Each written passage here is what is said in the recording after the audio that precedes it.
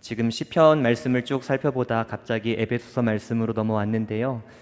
에베소서를 쭉 살펴보려고 하는 것이 아니라 지난 시간에 함께 나누었던 말씀이 하나님의 은혜를 받은 자로서 신자는 어떻게 살아가야 하는가, 특별히 다윗의 삶을 통해서 열심히 있게 살아가야 한다. 그리고 그 열심에는 하나님의 은혜의 보답을 이루어드리는 그러한 열심이 있어야 한다라고 설명을 드렸습니다. 그러다가 이런 생각을 문득 갖게 되었습니다. 열심이 다 좋은 것일까? 만약 그 뜻과 그 방향과 목적이 다른 곳에 있다면 그 열심은 과연 하나님이 기뻐하시는 열심일까라는 생각을 하게 되었고, 과연 그렇다면 하나님께서 기뻐하시는 바른 열심이란 무엇인지 우리가 사도 바울의 이 모습을 통해서 간단히 좀 살펴보고 다시 시편 성전에 올라간 노래로 들어가고자 합니다. 먼저 우리가 말씀을 살펴보기 전에 에베소서의 구조를 좀 살펴볼 텐데요. 에베소서는 총 6장으로 이루어져 있습니다. 먼저 1장에서 3장, 그리고 4장에서 6장. 전반부는 교리적인 부분을 다루고 후반부는 삶 속에서 어떻게 적용하며 살아갈지를 우리에게 말씀하는데, 특별히 에베소서 1장에서는 하나님께서 창세전에 가지셨던 그 선하신 뜻과 목적이 무엇인지 우리에게 소개하고 있습니다. 그리고 그 하나님의 놀라우신 영원한 그 작정과 예정, 그것이 바로 우리 주 예수 그리스도 안에서 성취되었고, 그 놀라운 구원의 은혜와 복음이 예수 그리스도로 뿐만 아니라 교회를 통하여 시작되었고, 지금도 교회를 통하여 그 하나님의 뜻은 여전히 이루어져 가고 있음을 우리에게 소개하고 있습니다. 4장에서 6장까지는 그렇다면 교회가 뿐만 아니라 교회를 이루는 신자는 어떠한 삶을 살아가야 하는지에 대해서 우리에게 소개하고 있는 것이지요. 그러니까 바울은 교리와 삶의 부분을 이분법적으로 구분한 것이 아니라 교리적으로 하나님이 누구신지를 바르게 안다면 그의 삶은 반드시 변화가 있을 것이고, 그 삶의 변화는 세상적인 삶의 변화가 아니라 하나님이 기뻐하시고 온전하신 뜻 가운데 변화라는 것을 우리에게 소개하고 있습니다. 뿐만 아니라 그 개인의 변화는 개인에게만 한정되는 것이 아니라, 국한되는 것이 아니라 개인을 넘어 가정과 사회, 나아가 그의 삶의 모든 전반에 이루어져 영향을 미친다라며 우리에게 소개하고 있는 것이죠. 바울은 이 에베소를 통하여서 1세기 성도들에게 이렇게 질문을 던지고 있는 겁니다. 너희는 어떻게 구원의 은혜를 받았느냐? 나아가 너희는 그 구원의 은혜를 받은 자로서 이제 어떻게 살아갈 것인가? 오늘 우리는 이 사도 바울의 권면의 말씀을 통해서 우리가 어떻게 살아가야 할지를 함께 나누어 보도록 하겠습니다. 먼저 이 에베소를 기록한 배경을 살펴보면 바울의 모습을 좀 엿볼 수 있을 것 같습니다. 먼저 이 에베소서가 언제 기록되었는가, 우리 두 구절을 같이 읽어볼 텐데요. 먼저 에베소서 3장 1절 말씀을 같이 읽겠습니다. 이러므로 그리스도 예수의 일로 너희 이방인을 위하여 갇힌 자 된 나 바울이 말하거니와. 에베소서 4장 1절입니다. 그러므로 주 안에서 갇힌 내가 너희를 권하노니 너희가 부르심을 받은 일에 합당하게 행하여. 3장 1절과 4장 1절 말씀에 보면 똑같은 단어가 등장을 하는데 갇혔다라고 말하고 있습니다. 감옥에 갇혔다라는 것이죠. 그 이유가 무엇입니까? 예수 그리스도의 일, 다시 말하면 복음을 증거하는 일 때문에 지금 사도 바울은 갇혀 있는 상태입니다. 우리가 잘 아는 바와 같이 사도 바울은 총 3번에 걸쳐서 감옥 생활을 했습니다. 가이사랴에서 2년간, 또한 로마에서 1차로 2년 3개월간, 또한 로마에서 2차 총 3번에 걸쳐서 감옥 생활이 있었고, 이 3번의 감옥 생활 중에 로마에서 첫 번째 감옥 생활 중에 이 에베소서가 기록되었을 것이라고 보고 있습니다. 그렇다면 이 에베소서를 썼을 때 사도 바울의 삶의 형편은 어땠을까요? 감옥 생활이지 않습니까? 그런데 사도행전 28장 30절에서 31절은 우리에게 이렇게 소개합니다. 우리 같이 읽겠습니다. 시작. 바울이 온 이태를 자기 셋집에 머물면서 자기에게 오는 사람을 다 영접하고 하나님의 나라를 전파하며 주 예수 그리스도에 관한 모든 것을 담대하게 거침없이. 바울과 실라는 진짜 어둠 같은 칠흑 같은 그 지하 감옥에 갇힌 적도 있었습니다. 그런데 이 에베소서를 기록했을 때 감옥은 우리가 생각하는 지하의 어두컴컴한 감옥이 아니라 사도행전 말씀에 보니까 2년간 셋집에 머물렀다, 월세집에 머물렀다라고 말하죠. 그러니까 조금의 약간의 자유는 있었던 것 같습니다. 그러니까 자신의 집 앞에 로마의 군병들이 지키고 있어서 100%의 온전한 자유의 모습으로 자유인으로 살아갈 수는 없었지만 어느 정도 사람과의 접견이 있었고 또한 그들에게 원하는 것을 할 수 있었던 약간의 자유와 약간의 만족이 있었던 것 같습니다. 사랑하는 성도 여러분, 여기서 우리가 한 가지 나누고자 하는 것이 있습니다. 바울은 비록 지금 집 안에 자신의 몸이 매여 있는 상황입니다. 하지만 무엇이 매여 있지 않은 것입니까? 몸은 매여 있다 할지라도 주님을 향한 그 복음을 향한 열정만큼은 매여 있지 않으며 여전히 진취적으로 앞을 향하여서 나아가고 있음을 우리가 함께 기억하면 너무나도 좋을 것 같습니다. 바울은 그 약간의 주어진 자유를 그냥 방종의 삶이 아니라, 방탕한 삶이 아니라 그리스도인을 만나고 그들에게 복음을 증거하고 어떻게 하면 교회를 세울까 하는 그 하나님 나라의 열심의 관점으로 항상 그 자유를 활용했다는 것이지요. 그를 찾아온 골로새 교회에 에바브라가 있었습니다. 또한 빌레몬의 노예였던 오네시모가 있었습니다. 그들에게 복음을 증거한 결과가 무엇입니까? 골로새서와 빌레몬서가 기록되었고 이 서신을 통해서 소아시아에 회람되었으며 그로 말미암아 많은 교회들이 든든히 세워져 갔음을 우리가 살펴볼 수 있습니다. 사랑하는 성도 여러분, 우리는 지금 무엇에 매여 있습니까? 직장에 매여 계십니까? 진로에 매여 계십니까? 아니면 어떠한 것에 매여 있는지 모르겠지만 바라옵기는 우리의 육체와 우리의 한계가 어떠한 상황과 환경으로 얽매여 있다 할지라도 그 순간이 복음을 얽매이는 방해가 되지 않기를 간절히 소망합니다. 어떠한 환경과 위치를 우리에게 허락하신다 할지라도 그 또한 복음을 증거하는 복의 통로로 사용할 수 있는 그러한 우리의 바른 열심의 삶이 되기를 간절히 소망하겠습니다. 에베소 성도와 바울의 관계는 어땠을까요? 첫 번째 만남은 사도행전 18장 19절 말씀에 있습니다. 우리 같이 한번 읽어보겠습니다. 에베소에 와서 그들을 거기 머물게 하고 자기는 회당에 들어가서 유대인들과 변론하니. 이게 에베소 교회와 바울의 첫 만남. 그는 복음을 가르치는 것에 우선하였고 열심한 것을 볼 수 있었습니다. 두 번째 만남, 바울이 3차 전도 여행 중에 에베소에 들려서 약 3년간 직접 목회를 했습니다. 그 에베소 교회에서의 바울의 목회자적인 자세가 어떠했는지 사도행전 20장 24절에서는 우리에게 이렇게 말씀합니다. 같이 읽습니다. 내가 달려갈 길과 주 예수께 받은 사명 곧 하나님의 은혜의 복음을 증언한 일을 마치려 하매는 나의 생명조차 조금도 귀한 것으로 여기지 아니하노라. 일사각오의 정신으로 교회를 섬겼던 것 같습니다. 필사즉생, 필생즉사. 자신이 죽어야 하늘의 미랄이 땅에 떨어지고 썩어져야 하나님의 나라가 왕성해진다는 이 하나님 나라의 관점을 가지고 자신의 육신을 돌보기보다 하나님의 나라를 돌보기에 열심을 내었던 바울의 이 목회자적인 모습이 어쩌면 오늘날 우리에게 너무나도 필요하지 않은가 생각을 해봅니다. 또한 에베소 교회 성도들과의 마지막 만남이 있었습니다. 사도행전 20장 31절 우리 같이 읽겠습니다. 시작. 그러므로 여러분이 일깨어 내가 3년이나 밤낮 쉬지 않고 각 사람을 훈계하던 것을 기억하라. 그러므로 여러분이 일깨어 내가 3년이나 밤낮 쉬지 않고 무엇으로 훈계했다고 말합니까? 눈물로. 이 눈물은 무엇을 의미할까요? 사랑으로 라고 번역해도 큰 무리가 없을 것 같습니다. 에베소 교회와 바울의 만남을 통해서 바울이 이 교회를 향한 열심이 어떠했는지를 우리가 본다면 하나님의 사랑과 하나님의 마음과 또한 그 주 예수 그리스도의 눈물과 그 주님의 심장과 한 영혼을 향한 그 애절한 그 애끓는 마음으로 이 에베소 교회 성도들을 열심히 섬겼던 것을 우리가 바라볼 수 있을 것 같습니다. 사랑하는 성도 여러분, 바울의 이러한 열심의 모습을 보면서 우리의 자신을 한번 반추해 보는 것은 어떨까요?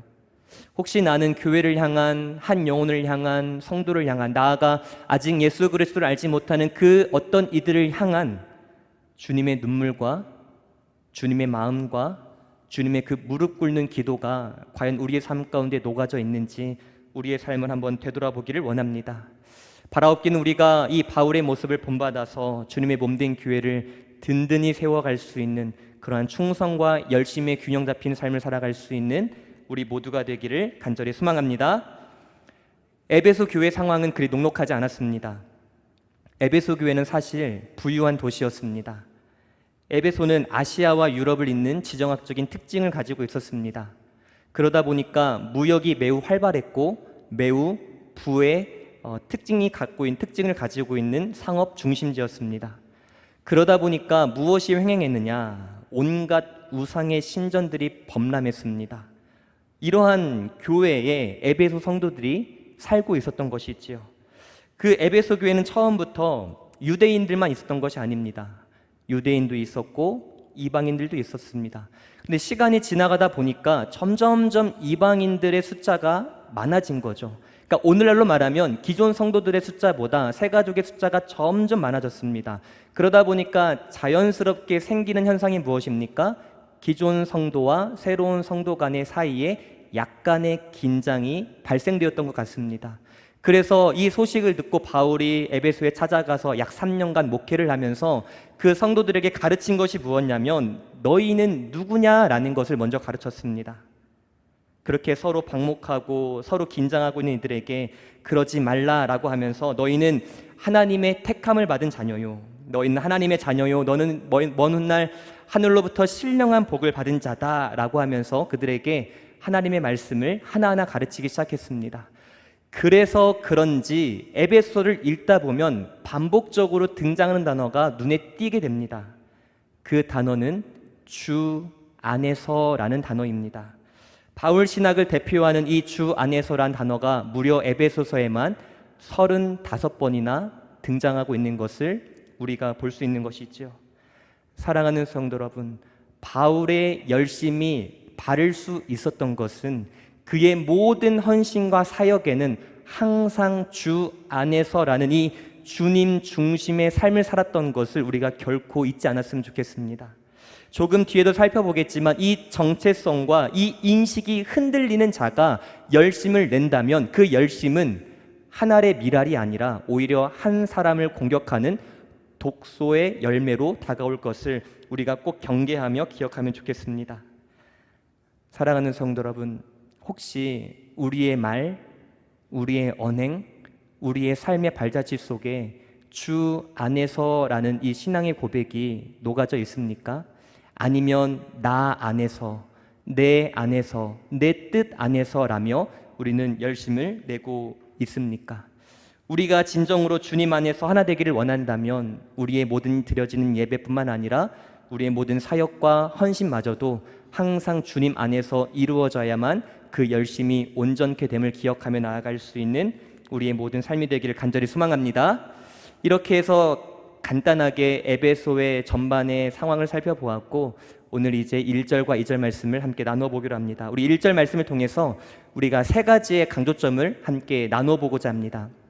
우리 1절을 같이 한번 읽어보겠습니다. 시작. 하나님의 뜻으로 말미암아 그리스도 예수의 사도된 바울은 에베소에 있는 성도들과 그리스도 예수 안에 있는 신실한 자들에게 편지하노니. 혹시 죄송하지만 앞에 자막을 한 번 더 보여주시겠습니까? 우리는 먼저 이 1절 말씀을 통해 사도 바울이 자신에 대해서 무엇이라고 소개하는지를 통해서 우리가 어떻게 살아가야 하는지를 함께 나눠보도록 하겠습니다. 먼저는 사도라는 단어를 좀 함께 살펴보고자 합니다. 사도, 이것은 직분을 말합니다. 사도는 아무나 될 수 있는 것이 아니죠. 사도의 조건은 크게 세 가지로 말할 수 있습니다. 첫 번째, 예수님께서 직접 선택한 사람이어야 합니다. 두 번째, 예수님과 함께 공생애의 사역을 경험하는 자여야 합니다. 또한 세 번째는 예수 그리스도의 죽음과 부활을 실제적으로 목격한 사람만이 사도라 칭함을 받을 수 있고 그 외에는 제자라고 구분 지을 수 있습니다. 가룟 유다 대신에 마띠아를 포함하여 12명을 우리는 사도라고 말하지요. 그런데 사도행전 13장 43절 말씀에 보니까 또 다른 2명의 사도가 등장하는 것을 볼 수 있습니다. 우리 같이 한번 읽어보도록 하겠습니다. 사도행전 13장 43절입니다. 시작. 회당의 모임이 흩어진 후에 유대인과 유대교에 입교한 경건한 사람들이 많이 바울과 바나바를 따르니 두 사도가 더불어 말하고 항상 하나님의 은혜 가운데 있으라 권하니라. 사도 바울이 자신을 향하여서 나 또한 사도다. 맞죠? 세 가지의 조건에 부합하기 때문입니다. 먼저 에베소서를 썼을 때 바울이 나는 사도다라고 말하는 이유가 무엇일까요? 자신의 직분이 바로 어디서부터 기인하였는지에 대해서 그 출처를 자신은 정확하게 인지하고 있었다라는 것입니다. 나의 사도됨은 나의 원함이 아니요, 나의 뜻함이 아니요, 어떠한 사람의 권면이나 어떠한 사람의 부탁이 아니요, 창세전에 하나님께서 나를 향하신 그 뜻 가운데에 온전히 이루어졌음을 고백하고 있다는 겁니다. 이러한 바른 정체성을 가지고 있는 이들이 열심을 나아가는데 어찌 삐뚤어지는 열심이 있을 수 있겠습니까? 사랑하는 성도 여러분, 우리는 어떠한 직분을 가지고 있으며 그 직분은 누가 주신 것입니까? 하나님께서는 특별히 교회를 이끌고 나아가실 때에 직분자들을 통하여서 일하신다라는 것을 우리가 꼭 기억하면 좋겠습니다. 이 사실을 기억하는 자가 자신의 직분과 소명을 굉장히 소중히 여길 수 있으며, 그래서 어떠한 몰 이해와 난관과 역경이 있다 할지라도 끝까지 열심으로 나아갈 수 있다는 것이지요. 헤르만 바빙크가 쓴 개혁교의학이라는 책이 있습니다. 그 책의 400쪽에서 401쪽에 보면은 이런 문장이 있습니다. 우리 같이 한번 읽어보겠습니다. 시작. 하나님이 직분자들을 통해 교회를 다스리시며 교회의 직분자들을 통한 그리스도의 통치가 없었던 적은 없다. 무슨 말입니까? 하나님께서 직분자들의 섬김을 통하여서 교회를 세워 가신다는 것이죠. 자, 그런데 우리가 여기서 기억해야 할 것은 무엇이냐? 내가 직분자인데 어떤 직분을 갖고 있느냐, 이 내용을 아는 것이 너무 중요하죠. 그런데 우리는 이 직분을 그동안 어떻게 할까에만 목적을 두고 생각을 했지, 과연 나의 이 직분은 누구를 위한 직분이며 어떠한 내용의 직분인지를 생각해 보지 않았다는 것입니다. 나에게 주어진 직분이 무엇인가? 집사라고 해서 집사로만 한정짓지 마시고, 교사라고 해서 교사로만 한정짓지 마시고, 주님께서 나에게 주신 참된 직분은 무엇인가? 그것을 알려면 주님께서 어떠한 직분을 가지고 이 땅을 사셨고 지금 하늘보좌 우편에 앉혀서 어떠한 직분을 가지시며 지금도 사역하고 계시는지 우리가 기억할 필요가 있습니다. 익히 잘 아시겠지만 우리 주님께서는 기름 부음 받은 자로서 이 땅에 세 가지 직분을 가지고 온전히 행하셨지요. 첫 번째는 제사장이요, 두 번째는 왕이요, 또한 세 번째는 선지자 역할을 온전히 감당하셨습니다. 그러고 그 모든 사역을 완전히 이루시고 하늘로 승천하셨습니다. 그러면 그 세 가지의 직분이 지상에서 완성되었기 때문에 끝났을까요? 아닙니다. 지금도 주님께서는 그 세 가지의 직분을 그대로 유지하시면서 제사장으로서 우리를 위해서 중보하시고, 또한 선지자로서 하나님 아버지와 자신으로부터 받으신 그 성령을 우리에게 보내어주시고, 또한 왕으로서 지금도 교회와 성도들을 통치하고 계시는 그 삼중직이 지금도 여전히 유효하고 있음을 우리는 기억해야 합니다. 자, 그 주님께서 성령을 우리에게 보내주셨습니다. 성령을 우리에게 보내주셨을 때는 우리에게 다양한 은사를 주시려고 보내주신 거죠. 그 은사에는 어떠한 직분이 녹아져 있습니까? 당연히 사랑도 있고 헌신도 있고 친교도 있습니다. 그런데 그 은사 안에는 이 주님의 세 가지의 직분이 우리에게 그대로 녹아져 전달되었음을 우리는 꼭 기억할 필요가 있다는 것이지요. 제가 말하고자 하는 요지는 무엇이냐면, 내가 직분자인데 이 직분이 하나님으로부터 주어진 것인데 그 직분의 내용이 무엇이며 이 직분의 목적을 내가 어디에 두며 살아가야 하는가, 우리가 이 생각을 가지고 열심을 가지고 나아가자라는 것입니다. 우리는 제사장으로서 이 땅에 부름받은 존재라는 것을 꼭 기억하기를 소망합니다. 제사장이란 다리 놓는 사람을 말합니다. 고로 우리의 직분과 사명은 예수님을 알지 못하는 자들에게 복음을 증거하여서 그들의 다리가 되어주는 역할을 해야 한다는 것이지요. 뿐만 아니라 우리는 왕으로서 이 땅에 부름받은 존재입니다. 다시 말해서 우리의 가정과 우리의 직장, 우리의 모든 삶의 처소에 바로 하나님의 임재와 하나님의 영광과 하나님의 통치가 드러날 수 있도록 우리는 그 역할을 이 땅에서 충실히 감당해야 하는 것입니다. 뿐만 아니라 우리는 선지자적인 역할 또한 하나님으로부터 받았습니다. 무슨 말일까요? 하나님의 말씀을 가지고 열심히 나뿐만 아니라 자녀들에게 가르쳐야 할 사명이 있다는 것입니다. 이제 우리는 직분에 대해서, 열심에 대해서 그 열심을 어떻게 하면 잘할까라는 생각보다 이것도 중요하지만 더불어서 누구를 위하여 어떠한 내용을 가지고 나의 이 직분을 열심을 다할까라는 이 삼각형의 균형을 적절히 이루어 나아갈 수 있는 우리가 되기를 간절히 소망합니다. 두 번째 살펴볼 단어는 그리스도 예수의라는 단어입니다. 이것은 무엇일까요? 그러니까 첫 번째 나는 사도다라는 이 단어는 나의 직분을 말하는 건데 이 직분의 출처를 말했다면 그리스도 예수의라는 단어는 소유격입니다. 다시 말하면 나의 존재는 과연 어디에 속해 있는가라는 것을 우리에게 말씀하고 있는 것이지요. 사랑하는 성도 여러분, 나는 주님께 속해 있는 사람입니다라는 이 인식을 갖고 있는 사람은 항상 주님의 뜻을 살려 일하는 사람입니다. 나는 주님께 속한 사람입니다라고 인식하는 사람은 항상 주님의 방식을 따라서 주님의 뜻을 위하여서 주님만을 위하여서 일하는 사람이죠. 그런데 그 소속이 애매모호한 사람은 열심의 결과가 하나님은 없고 오직 자신의 의와 자신의 이름과 자신의 영광만이 드러난다는 것입니다. 세 번째 살펴볼 것은 하나님의 뜻으로 말미암았다라는 단어입니다. 이것은 앞서도 말씀드렸지만 사도 바울의 자신의 직분이 어떠한 사람의 뜻이나 계획이나 우연이 아니라 바로 하나님의 뜻으로 말미암았음을 다시 한번 강조하고 있는 것입니다. 이 세 가지의 단어를 종합해 보자면 한 단어로 정체성이다라고 요약할 수 있을 것 같습니다.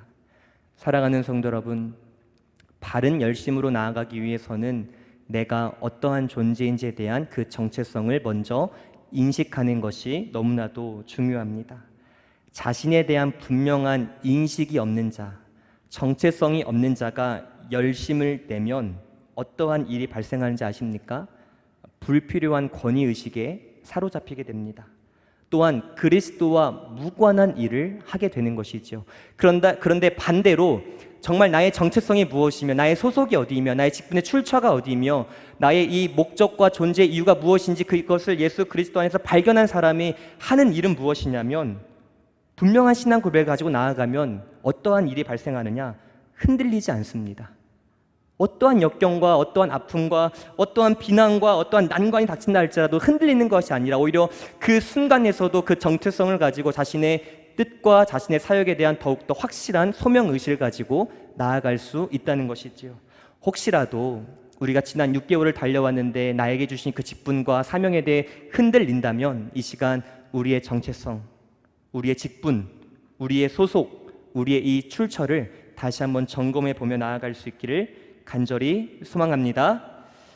이렇게 사도 바울은 자신의 정체성을 쭉 설명한 다음에 이제 자신이 이 편지를 어디에 누구에게 보내는지를 나열하고 있습니다. 우리 1절 말씀을 다시 한번 읽어보도록 하겠습니다. 본문 1절입니다. 시작. 하나님의 뜻으로 말미암아 그리스도 예수의 사도된 바울은 에베소에 있는 성도들과 그리스도 예수 안에 있는 신실한 자들에게 편지하노니. 에베소에 있는 성도들에게 편지하고 있는데 그 에베소에 있는 성도들을 표현하는 수식어가 두 가지가 등장하는 것 같습니다. 첫 번째는 성도, 그리고 두 번째는 신실한 자다라고 말하고 있죠. 자, 우리가 먼저 이렇게 사도 바울이 이렇게 표현하는 이유를 알기 위해서는 이 성도와 신실한 자가 어떤 의미를 가지고 있는지를 먼저 알아야 합니다. 자, 성도 뜻이 무엇입니까? 거룩한 자라는 뜻이죠. 자, 거룩할 수 있는 방편은 무엇입니까? 오직 전적인 하나님의 은혜로 말미암죠. 인간 스스로가 거룩한 수준에 도달할 수 없습니다.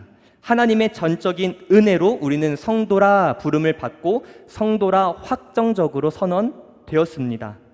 신자 안에 여전히 죄는 내재하지만 성령의 내주하심과 도우심으로 우리는 계속해서 성화를 이루어 갈 것입니다. 다시 결론을 드리자면 성화의 거룩의 제1원인은 어디에 있다는 겁니까? 하나님께 있다는 겁니다. 정확히 말하면 삼위일체 하나님께 있는 것이죠. 자, 신실한 자다, 정확히 번역하면은 너희들은 믿음을 소유한 자다라는 뜻입니다. 이 단어를 통해서 너희들의 믿음의 수준이 누구는 이만큼이고 누구는 요만큼이고 크기를 비교하는 것이 아니라 너희들이 믿음을 소유할 수 있었던 것은 이 또한 이 믿음의 출처가 하나님께 있음을 가르치고 있는 것입니다. 사랑하는 성도 여러분, 사도 바울은 에베소 성도들에게 왜 이 성도와 신실한 자를 소개하고 있는 것일까요?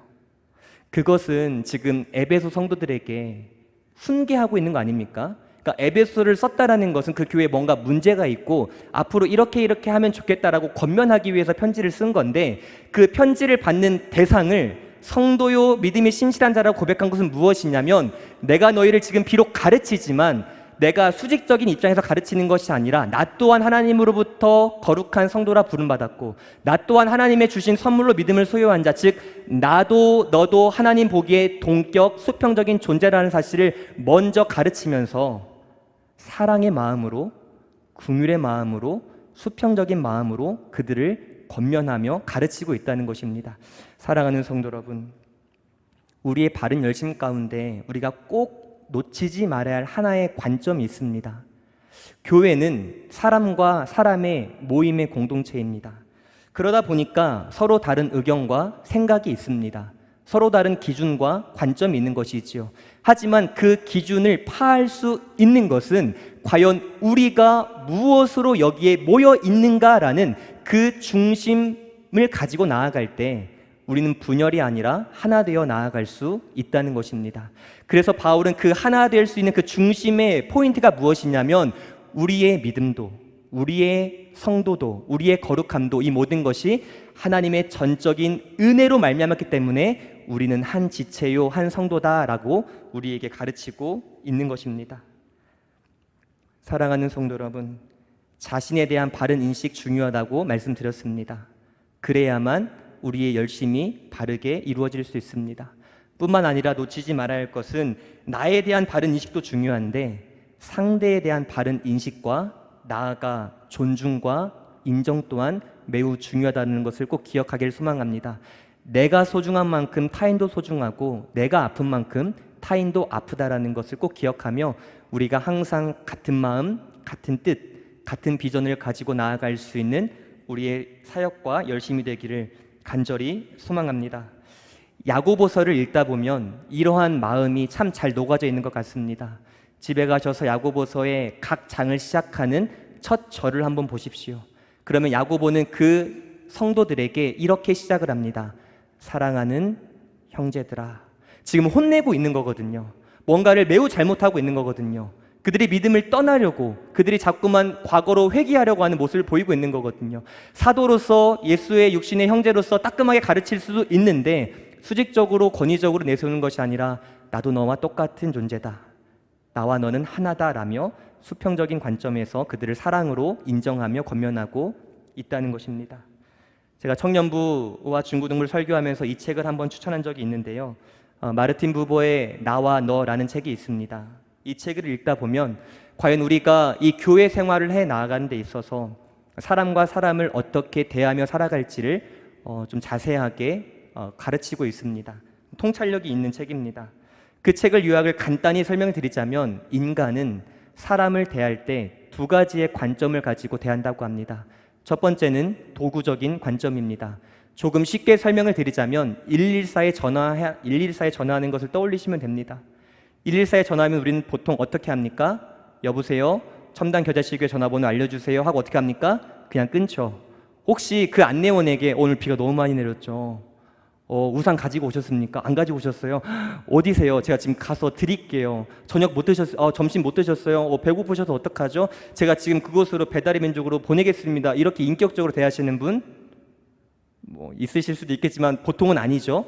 그러니까 보통 사람은 그렇게 도구적인 관점으로 내가 이거 원하니까 너 이거 해, 원했으면 너와 나의 관계는 여기까지, 이렇게 한다는 겁니다.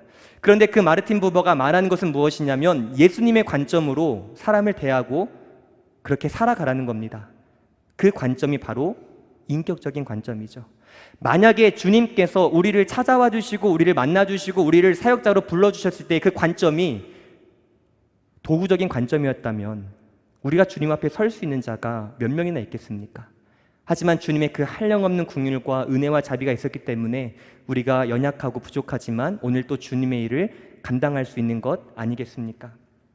바라옵기는 우리가 바른 열심을 통해서 꼭 잊지 말아야 할 두 가지가 있다면 바른 정체성을 확립하시기를 소망합니다. 뿐만 아니라 함께 일하는 우리 지체들을 향한 따사로운 눈빛과 애정 어린 마음으로 함께 나아갈 수 있는 우리 모두의 삶이 되기를 간절히 소망합니다. 우리 2절 말씀을 함께 읽도록 하겠습니다. 2절입니다. 시작. 하나님 우리 아버지와 주 예수 그리스도로부터 은혜와 평강이 너희에게 있을지어다. 아멘. 마지막 문안 인사 내용입니다. 이 내용에서 우리가 주목해 볼 것은 은혜와 평강이라는 단어입니다. 사도 바울은 자신의 이 편지를 쓰는 목적이 여러분의 무리 가운데 은혜와 평강이 있기를 원해서 이 편지를 썼습니다. 조금 쉽게 말하자면 우리의 모든 열심의 목적은 공동체의 은혜와 평강에 두어야 한다는 것을 우리가 꼭 잊지 않고 나아가기를 소망합니다. 은혜가 무엇일까요? 다르게 참 많은 것들로 정의할 수 있는데 은혜란 하나님의 사랑스러운 호의다라고 정의할 수 있습니다. 조금 쉽게 설명을 드리자면 우리 인간은 죄로 인해서 멸망받아 마땅한 존재이죠. 그러나 하나님께서 긍휼히 여기시고 불쌍히 여기셔서 정말 이루 말할 수 없는 호의를 베풀어 주셨습니다. 이것이 바로 은혜다라고 말할 수 있습니다. 그렇다면 평강은 무엇입니까? 이 은혜의 결과로 발생되는 상태가 바로 평강입니다. 순서가 중요합니다. 평강을 도모하기 위해서는 다시 말 우리 교회가 하나 되고 더 기쁨과 화목과 더 즐거움으로 나아가기 위해서 먼저 전제되어야 할 것은 무엇이다? 하나님의 전적인 은혜라는 것입니다. 그런데 이 은혜가 거저 주어지는 게 아니라는 것이지요. 이 은혜를 우리에게 주시기 위해서 하나님 편에서는 이루 말할 수 없는 너무나도 값비싼 은혜의 지불이 비용되었다는 것을 우리는 잊지 말아야 합니다. 바로 예수 그리스도의 죽음이죠. 이 은혜의 비용을 치르셨기 때문에 우리가 하나님과의 관계가 다시 화목하게 되었다는 것입니다. 자, 그러면 우리가 함께 열심을 내고 함께 사역을 하고 함께 주님의 교회를 세워 나아가야 하는데 평화를 도모하기 위해서 은혜가 필요한데 그렇다면 우리에게 요구되는 것은 무엇입니까? 은혜의 비용이 지출되어야 한다는 것입니다. 무엇일까요? 조금만 더 고개를 숙이는 겁니다. 조금만 더 마음을 낮추는 겁니다. 조금만 더 상대방 입장에서 생각하는 것입니다. 이것이 그냥 세상에서 말하는 관점이 아니라 주님의 겸손의 모습이지 않습니까? 그는 근본 하나님의 본체시나 하나님과 동등됨을 취할 것을 여기지 아니하시고 자기의 그 본체를 비우셔서 이 땅에 낮고 낮은 모습으로 찾아오셨듯이 우리 또한 그 겸손의 비용을 지출해야 한다는 것이죠. 사랑하는 성도 여러분, 은혜의 비용을 지출하는데 아끼지 않는 후하게 나아갈 수 있는 우리의 삶이 되기를 간절히 소망합니다.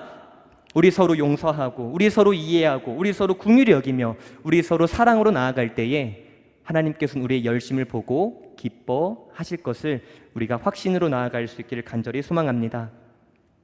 말씀을 정리하도록 하겠습니다. 우리는 하나님의 은혜를 받은 자입니다.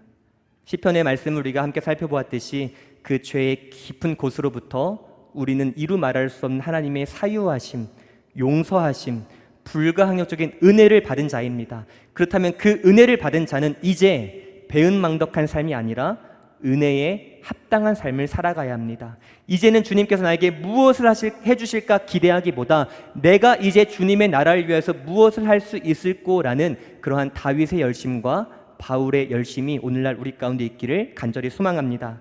아버지 마음에 있는 곳에 우리의 마음이 있기를 원합니다. 또한 하나님의 눈물이 있는 곳에 우리의 눈물이 있기를 원합니다. 또한 하나님 아버지께서 바라보시는 그 시선 가운데 우리의 시선이 있기를 원합니다. 그러한 우리의 열심으로 나아갈 수 있는 우리의 모두의 삶, 모두의 사역이 되기를 간절히 소망합니다. 우리 시간 함께 찬양으로 나아가도록 하겠습니다.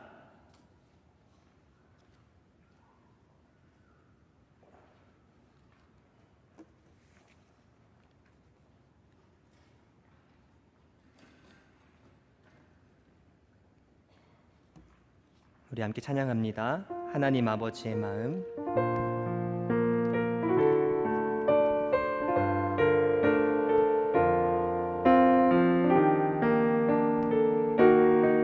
우리 함께 고백합시다. 아버지 당신의 마음이 있는 곳에 나의 마음이 있기를 원해요. 아버지, 당신의 눈물이 고인 곳에 나의 눈물이 고이길 원해요.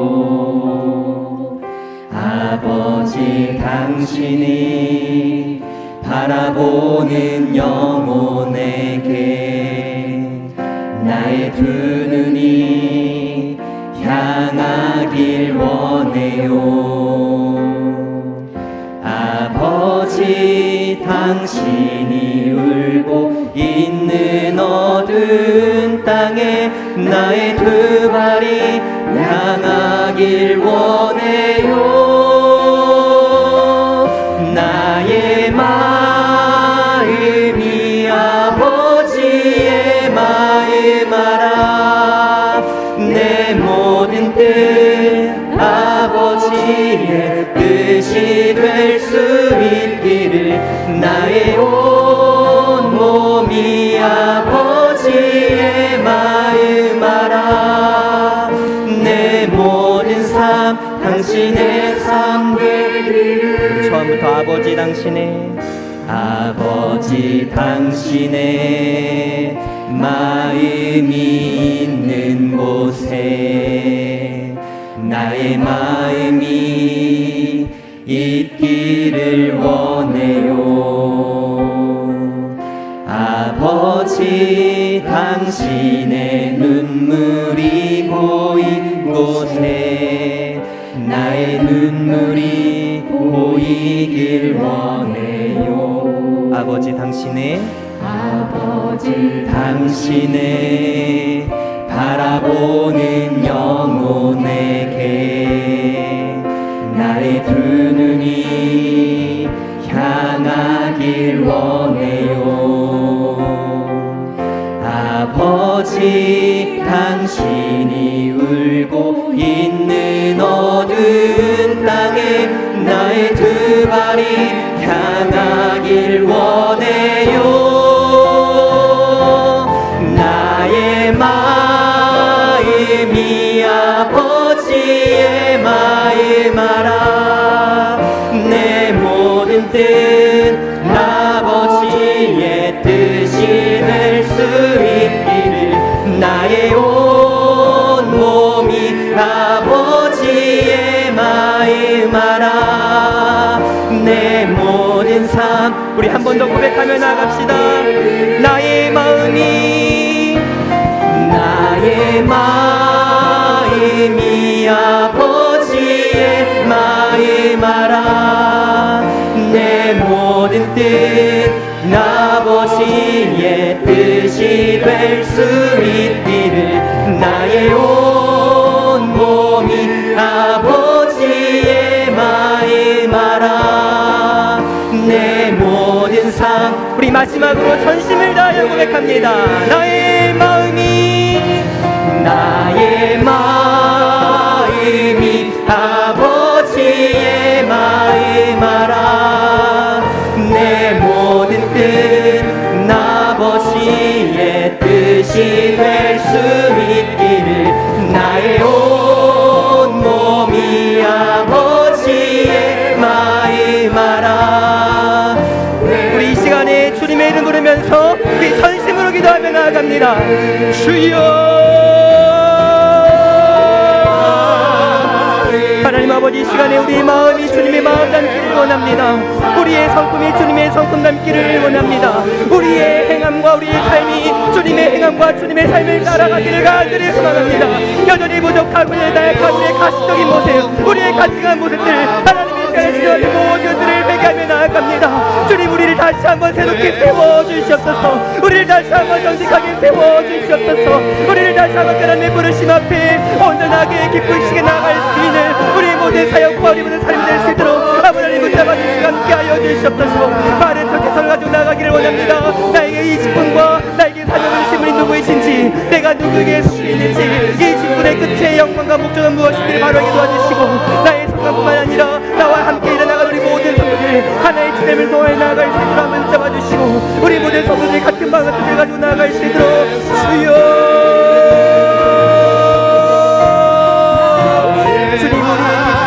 우리의 기도가 거짓되기 원하지 않기를 원합니다. 우리 삶의 고백이 거짓의 삶이 되지 않기를 원합니다. 가증하지 않기를 원합니다. 깨끗하기를 원합니다. 거룩하기를 원합니다. 순결하기를 원합니다. 하나님 보시기 아름답게 쓰임만의 그릇이 되기를 원합니다. 주여 우리를 긍휼히 여겨주시고 다시 한번 우리 가운데 회복의 영을 부어주시고 다시 한번 주여 병이 나갈 수 있는 우리 모든 성도들의 헌신될 수 있도록 아버지 함께 해주시옵소서.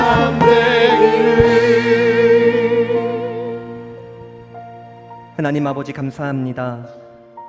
우리를 그 크신 하나님의 사랑과 자비로 구원하여 주시고 또한 이렇게 거룩한 성도로서 살아가게 하심을 감사합니다.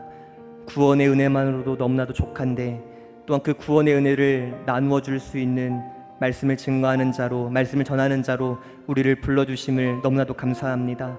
그 말씀을 증거하고 또한 삶 속에서 전파하는 데 있어서 우리가 바른 열심을 가지고 나아가길 원합니다. 나의 이 열심과 나의 직분과 나의 사명의 끝에는 과연 어떠한 목적과 누구를 위하여 달려가고 있는지를 다시 한번 기억하게 하시고 우리의 모든 사역과 마침의 결과는 오직 우리 주 예수 그리스도의 영광만이 드러나는 삶이 될 수 있도록 함께하여 주시옵소서. 주님, 우리가 정말 깨끗한 그릇으로 나아가길 원합니다. 여전히 내 안에 부정함이 있고 가식이 있고 거짓이 있은 거 주님 누구보다 내가 더 잘합니다. 주의 성령께서 다시 한번 정지용을 부어주시고 회경을 부어주사 정말 하나님께 쓰시기에 부족함 있는 그릇이 될 수 있도록 주님께서 다시 한번 우리에게 은혜를 더하여 주시옵소서. 이제는 우리 주 예수 그리스도의 은혜와 하나님 아버지의 사랑하심과 성령 하나님의 교통하심이 하나님의 은혜를 받은 자로서 이제는 그 은혜에 합당하게 살겠노라 결단하며 돌아가는 사랑하는 주의 모든 성도들 머리 위에와 주님의 피로 값주고 사신 첨단 교자씨 교회와 이 나라와 민족과 세계 열방 가운데 이제로부터 영원토록 항상 함께 있을지어다. 아멘.